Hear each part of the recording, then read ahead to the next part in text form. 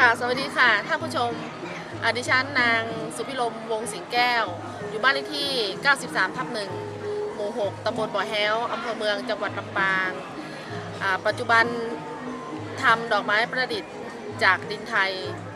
เริ่มทำมาตั้งแต่ปี 2552 ได้รับการสนับสนุนจากพัฒนาฝีมือแรงงานภาค 10 จังหวัดลำปางมีสมาชิกกลุ่มทั้งหมดประมาณ10 คนปัจจุบันได้แตกแยกกันออกไปต่างก็มีภาระหน้าที่แยกกันออกไปก็เหลืออยู่คนเดียวนะคะปัจจุบันเนี่ยได้ทำดอกไม้ดินไทยชนิดต่างๆเริ่มจากการทำเตรียมอุปกรณ์ก่อนนะคะก็จะมีเครื่องรีดมีดินไทยหรือว่าดินญี่ปุ่นดินวิทยาศาสตร์นะคะแล้วก็จะมีสีมีผู้กันที่เราจะเอามาทำดอกไม้นะคะอุปสรรคที่พบในปัจจุบันเนี่ยก็จะมีการตลาดนะคะมีการตลาดแล้วก็เราจะมีคู่แข่งแต่ละคนก็จะมีเทคนิคที่จะเอามาดัดแปลงแข่งขันกันนะแล้วก็อันดับ2ก็คือราคาขายราคาบางครั้งราคาสูงไปหรือต่ำไปเราจะสู้เขาไม่ได้นะราคาแล้วก็การสถานที่จำหน่ายเป็นไงบ้างสถานที่จำหน่ายเนี่ยเราก็จะออกงานโอท็อปตามที่เขาที่รัฐบาลจัดให้ที่รัฐบาลจัดให้นะแล้วไม่มีร้านของเราเองมั้งเหรอค่ะหน้าร้านจะไม่มีเพราะว่าเราจะต้องเสียค่าใช้จ่ายมันสูงก็เลยขายในอินเทอร์เน็ตมั่งขายในไลน์มั่งค่ะอินเทอร์เน็ตเราทำไงครับเป็นมีอินเทอร์เน็ตเบอร์อะไรครับยังไงบ้างในอินเทอร์เน็ตเนี่ยเปิดคลิกไปที่ชื่อเราเลยเหรอค่ะเป็นชื่อของเราเองเลยเป็นชื่อสุพิรมไม่ใช่ค่ะเป็นชื่ออะไรนะpower อะไร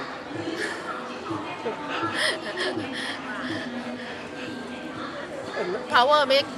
อะไรนะ power handmake อะค่ะ power handmake ค่ะครับแล้วก็ทางไลน์ทางไลน์ก็เหมือนกันค่ะทางไลน์ handmade เหมือนกันhandmade เหมือนกันแล้วเวลา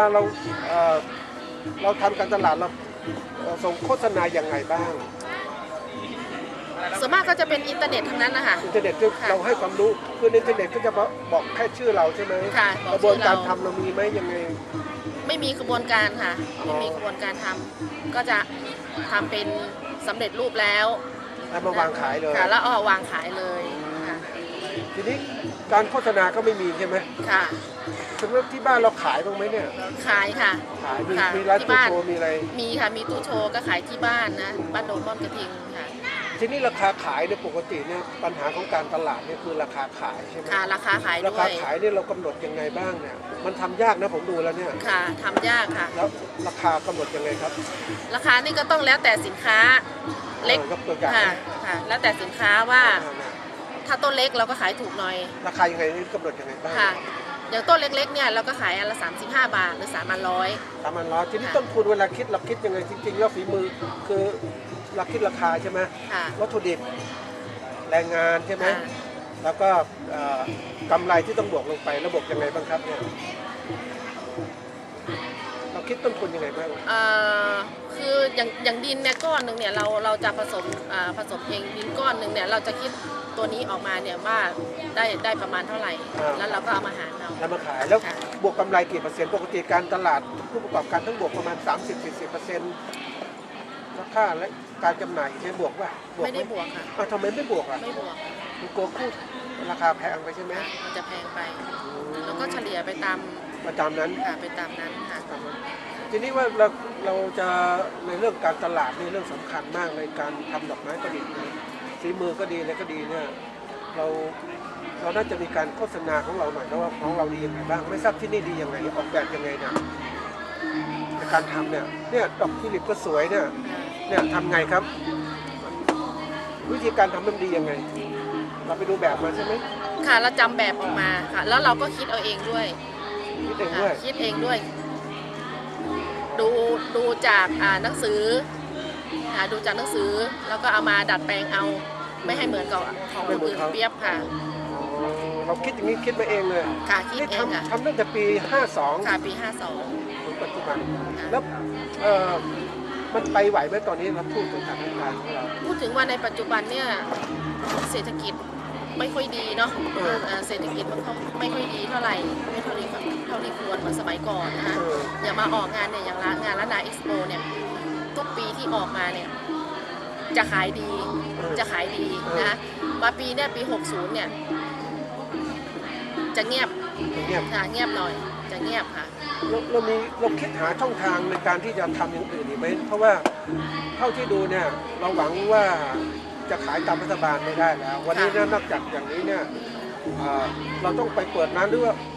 เราไปสู่ผู้ซื้อโดยตรงไหมมีโอกาสไหมก็ปัจจุบันเนี่ยเราก็ทำขายปลีกด้วยขายส่งด้วยขายปลีกด้วยขายปลีกด้วยขายส่งด้วยค่ะแล้วก็เอาไปจำหน่ายเองขายปลีกเนี่ยมีการที่เรามีเครือข่ายช่วยขายไหมมีคนรับไปเพื่อนช่วยกันค่ะเพื่อนเนี่ยเอาไปมีหลายระดับก็ประมาณ 4-5 คนที่เอาไปต้องทำมีเครือข่ายแบ่งเป็นลูกโซ่ไหมมีขนาดอย่างนี้ไหมไม่มีค่ะไม่มีค่ะไม่มีทีนี้ถ้าเรื่องของการตลาดก็ส่วนหนึ่งแล้วนะทีนี้เราเห็นทิศทางข้างหน้าผู้บริโภคต้องการแบบไหนครับเมนูเนี่ยต้องการสวยๆอย่างนี้ไหมก็ให้เท่าที่มาดูเนี่ยลูกค้าก็ส่วนใหญ่ก็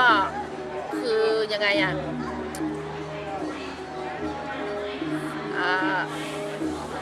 ต้องการแบบรูปแบบใหม่เขาสั่งมาเลยเขาจะสั่งว่าต้องการแบบนั้นแบบนี้เราก็ทำเรามีแบบให้เราเลยใช่ไหมค่ะเขาจะมีให้เราอันนี้ผมคิดว่าถ้าอย่างนั้นเราก็ทำรับทำดอกไม้ประดับดอกไม้อย่างเนี้ยตามคำสั่งซื้อค่ะมีไหมมีเริ่มทำยัง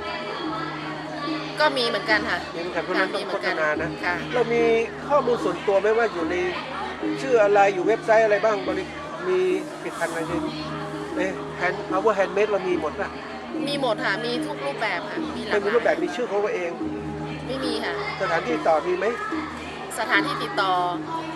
ถ้าหากว่าท่านผู้ชมท่านใดนะคะสนใจดอกไม้ประดิษฐ์จากดินไทยนะคะก็ติดต่อไปได้ที่สุพิรมนะคะวงสิงแก้วค่ะบ้านเลขที่93/1 หมู่ 6 ตำบลบ่อแฮ้วอำเภอเมืองจังหวัดลำปางเบอร์โทรศัพท์นะคะ0899985883ค่ะโอเคนั่นคือช่องทางถ้าผู้สนใจอยากจะส่งรูปแบบมาเลยเราก็จะรับทำให้เนาะรับทำให้นั่นคือส่วนหนึ่งทีนี้เรื่องของการผลิตเนี่ยเป็นเรื่องสำคัญตามมานะเรามีตลาดแล้วมีการผลิตเนี่ยมีคำสั่งซื้อเนี่ยทีนี้ผลิตเราทำไงครับทำตอนนี้ทำคนเดียวหรือว่ามีคนมาช่วยเราอย่างไรบ้างปัจจุบันเนี่ยก็คือเป็นผู้ประกอบการรายเดียวนะคะไม่มีลูกกลุ่มค่ะทำไมไม่มีลูกกลุ่มแล้วไม่มีลูกกลุ่มค่ะเพราะว่าปัญหาอุปสรรคมันเยอะค่ะบางทีเราเอาไปขายเราเป็นคนขายนะคะเวลาเอามารวมกันเนี่ยคือทุกคนเนี่ยจะมีทุกคนเนี่ยเขาจะลงทุนของใครของมันเพราะว่าไม่ได้ไปขอนะจากหน่วยนั้นหน่วยนี้มาช่วยนะคะจะทำกันเองแล้วก็จะลงทุนเองเวลาขายมาเนี่ยแล้วก็มาแบ่งของใครเท่าไหร่แล้วก็มาแบ่งกันนะทีนี้มันก็แบบว่าเราเป็นคนขายเราเป็นคนจำหน่ายเนี่ยบางทีลูกกลุ่มเวลาขายได้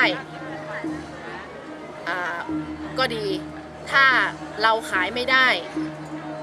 ลูกกลุ่มก็จะมาว่าให้เราว่าเราเนี่ยไม่มีประสิทธิภาพไม่มีวาทศิลป์ในการขายไม่เชียร์ของเขาเชียร์แต่ของตัวเองทีเนี้ยเอาไปเอามาก็เลยเหลือคนเดียวก็ทำคนเดียวค่ะก็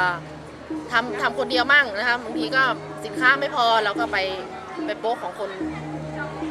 พวกเดียวกันเนี่ย